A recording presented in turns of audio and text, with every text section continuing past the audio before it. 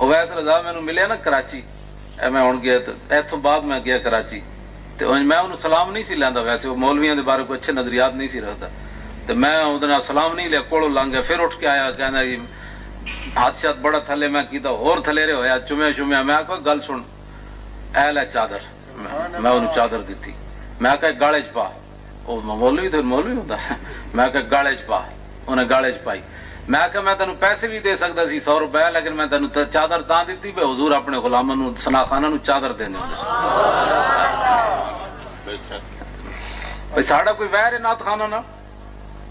ساڈا ویر کوئی نہیں، اسی کہتے ہیں بھائی نعت خان اہل سنت دے نمائندے مت بنا، نمائندے علماء بن، تسی نعت خان ہاں جی نمائندے نہیں اہل سنت دے، تساں ترجمانی اہل سنت دی نہیں کر سکتے،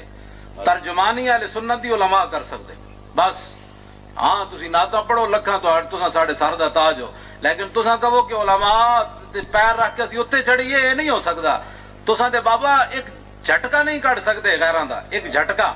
ہاں اے تے علماء ہی ہیں جناب، ستم کرے دھرا ہنر آزمائے تو تیر آزما ہم جگر آزمائے۔ نعرہ تکبیر، نعرہ رسالت، نعرہ حیدری، نعرہ تحقیق، علماء اہل سنت۔ مولانا نیازی نو برفاں وچ لٹائی رکھے اگلے، اے کوئی بھی پاکستان دا ایک نعت خان ہے 5 منٹ برف وچ لٹا نو پچھلے نو ہی توبہ کرا کے کہے گا میرے پیو دی توبہ میں اندر نعت پڑھا۔ ہاں جی میں ہسن والی گل نہیں بچو، یہ رون والی گلاں جڑی بات ہے بھئی جڑا اپنا منصب ہوے اوتھے رہو۔ برفاں وچ بابا لیٹا رہا، انہوں نے کہا توبہ کر، میں ان کا ختم نبوت نہیں، انہوں نے کہا یہ ایک نیازی ہے ہزاروں بھی ہوں تو نعرہ یہی ہے، یہ کیسے ہو سکتا ہے؟